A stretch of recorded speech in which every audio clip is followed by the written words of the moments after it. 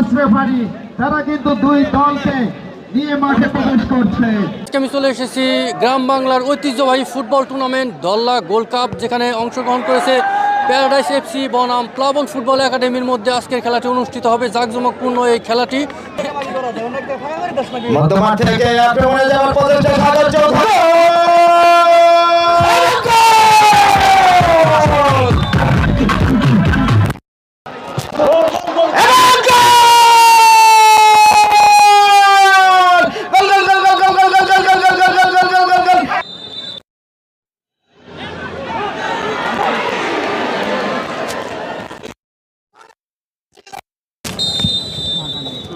এই মুহূর্তে প্রধান ম্যাচ রেফারি রেজাউল করিম রোজর কি ককের লম্বা বাঁশির মাধ্যমে আজকের খেলা শুরু হয়ে গেল। শুরুতে জানিয়ে দিয়েছে সবুজ রঙের জার্সিতে মাঠের দক্ষিণ দিকে প্লাবন ফুটবল একাডেমি সিংগাইর এবং আকাশী রঙের জার্সিতে মাঠের দক্ষিণ দিকে উত্তর দিকে প্যারাডাইস এফসি।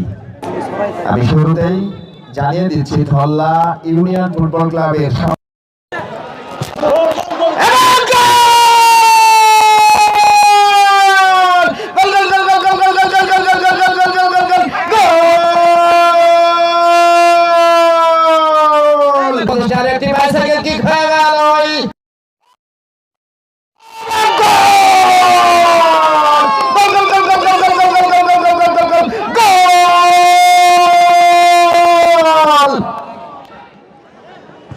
বেকারেই পড়ে গেছে।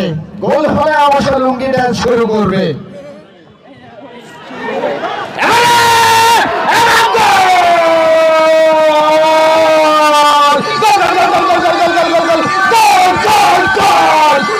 জেনারেল স্টোর গোল গোল গোল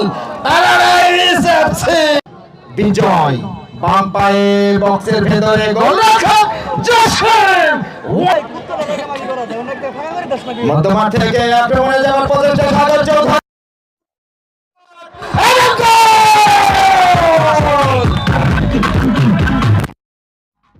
আলোকিত করেছেন জনাব মোহাম্মদ সমীর উদ্দিন মিয়া, বিশিষ্ট ব্যবসায়ী, ধল্লা বাজার। ম্যাচ রেফারির সিদ্ধান্ত চূড়ান্ত সিদ্ধান্ত, ম্যাচ রেফারির সিদ্ধান্ত চূড়ান্ত সিদ্ধান্ত। তন্ময় মণ্ডল, বিনীত অনুরোধ থাকবে ম্যাচ রেফারির সিদ্ধান্তের বাইরে কোনো সিদ্ধান্ত নেওয়া যাবে না। প্রথম গোলটি প্যারাডাইস এফসি করেছিল।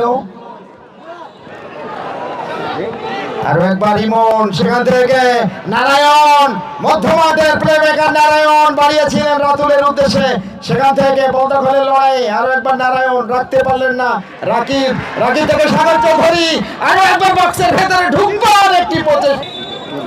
Match referee Rezaul Karim Ranju. দ্বিতীয়ার্ধের খেলা কিন্তু শুরু হয়ে গেল। সেই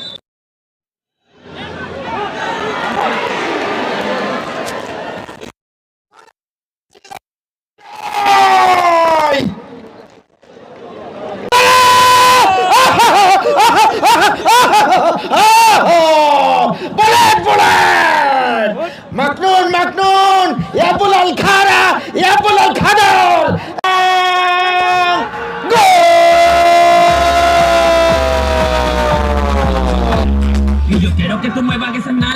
ম্যাচ রেফারির সিদ্ধান্ত চূড়ান্ত সিদ্ধান্ত। রিপন মোল্লা, ঢাকা লিটল ফ্রেন্ডস ক্লাবের ফুটবলার, চমৎকার ভাবে বাড়িয়েছেন। ওয়ান্স এগেন ইমন, ইমন ইমন আজাদ শট এবং গোল গোল গোল গোল। 4-3 গোলের ব্যবধানে এই মুহূর্তে দারুণ ভাবে শুভ রাজবংশী, একাধিক আক্রমণ, সাগর চৌধুরী পিছন থেকে, এই দর্শক মাঠে যাওয়া যাবে না, গ্রাউন্ডের শট এবং ইউসুফ গোল গোল গোল।